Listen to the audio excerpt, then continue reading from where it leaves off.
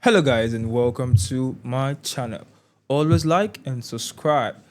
To those of you supporting my channel, I really appreciate. And if you've not subscribed, please do well to subscribe to my channel. So today, without more further ado, we are going to be reacting to a new artist, and his name is Gordon Lightfoot. And the title of the song is "The Wreck of the Edmund Fitzgerald." It sounds like kind of a story. I don't know. It doesn't sound like a song title, but I guess we're about to find out. So guys, let's jump right in.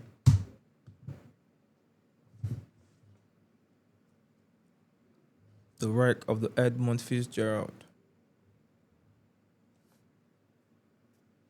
The legend lives on from the Chippewa on down.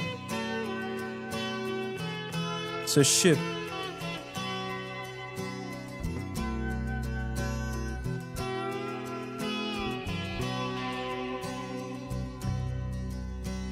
The legend lives on from the Chippewa on down of the big lake they call Gitchagumi. The lake, it is said, never gives up her dead when the skies of November turn gloomy. With a load of iron ore, 26,000 tons more than the Edmund Fitzgerald weighed empty. That good ship and true was a bone to be chewed when the gales of November came early. The ship was the pride of the American side, coming back from some mill in Wisconsin. As the big freighters go, it was bigger than most, with a crew and good captain well seasoned, concluding some terms with a couple of steel firms when they left fully loaded for Cleveland. Then later that night when the ship's bell rang, could it be the north wind they'd been feeling?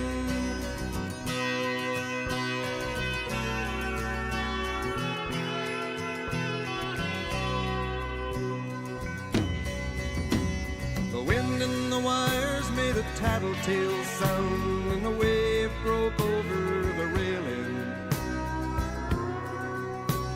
And every man knew, as the captain did too, 'twas the witch of November come stealing. The dawn came late and the breakfast had to wait when the gales of November came slashing. When afternoon came, it was freezing rain in the face of a hurricane west wind.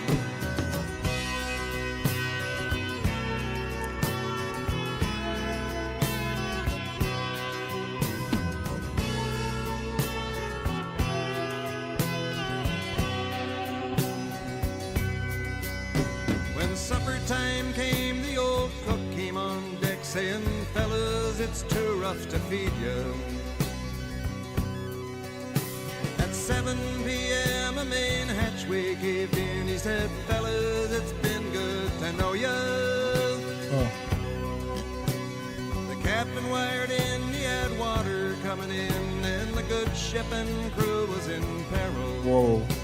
And later that night, when his lights went out of sight, came the wreck of the Edmund Fitzgerald. So it's more like a story, yeah? Is this a true life story? Because it's so tragic.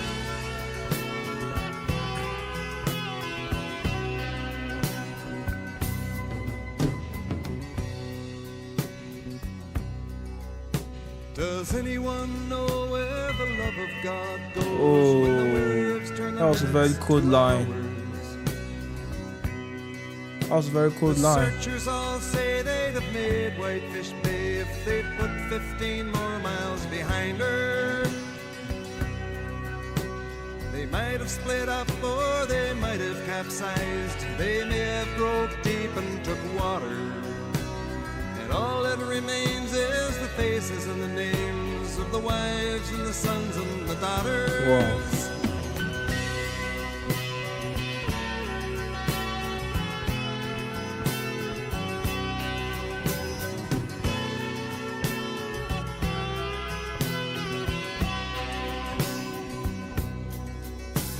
Lake Huron rolls, Superior sings in the rooms of her ice water mansion.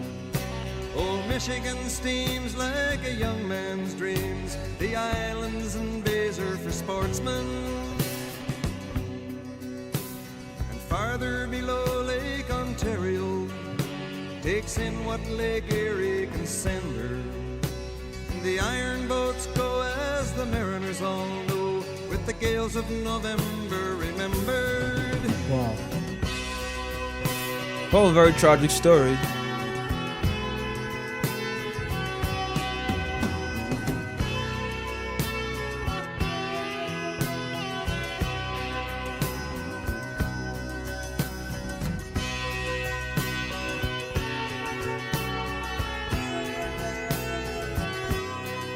Like it's so deep.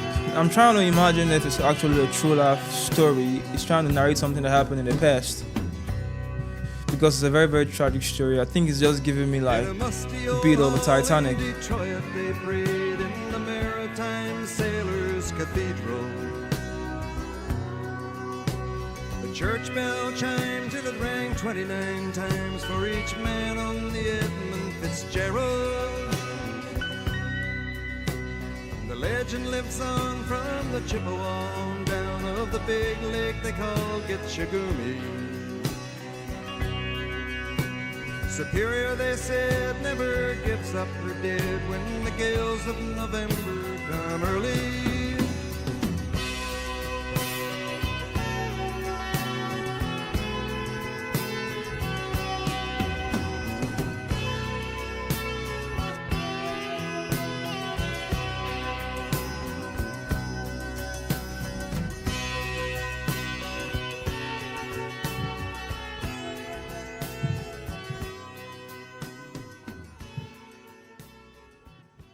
Whoa, guys, this is quite different from what I normally react to, because this is like a story made into a song, and I'm trying to figure out if it's a myth or if it's something that actually happened, if it's a true life story. Because he was talking about a lake which is called Gichigumi, which took over a ship and sank the ship, and then he was kind of narrating what the captains and the crew members passed through while the ship was sinking, which is the Fitzgerald. And now I'm trying to imagine if it's actually a myth, because there are certain stories that are currently going on. Not currently going on, I mean.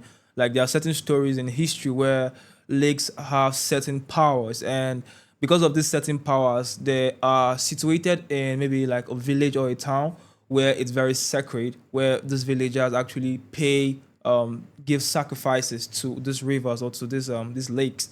And this is a concept of what I'm talking about. Now, this lake is saying as a lake that doesn't give up her dead, right? If it sinks a ship, or a ship capsizes, or people drown in it, it doesn't give it up. Because normally, if you should drown in a river, if you drown, you are meant to float upwards, right? Because of the water goes into your stomach, and then your stomach becomes so bloated, and it feels like a balloon, and then you have to float to the top of the surface of the water. But now it's quite different with this, because when people drown and they go down into the water, they don't come up, and it's just so fascinating because it goes beyond science. Now I'm beginning to imagine what it actually means. I want to know if this is a true life story, because this is very, very sad. And while I was actually listening to the music, all I was thinking of was Titanic. But for Titanic, people were actually floating. But this, no one floated. And now it's giving me the vibe where this is actually a secret lake, a sacred lake, where villagers actually sacrifice things to it. I want to know if you have a background story to this song. I would really, really appreciate. I want to know what he is talking about, and how did he know about the story, or he just, it was his imagination that brought up the scripts, that brought up the lyrics. Let me know down in the comment section, and I really appreciate. Please, if you've not subscribed, please do well to like and also subscribe to my channel. And thanks for watching, and I will see you in the next one, guys.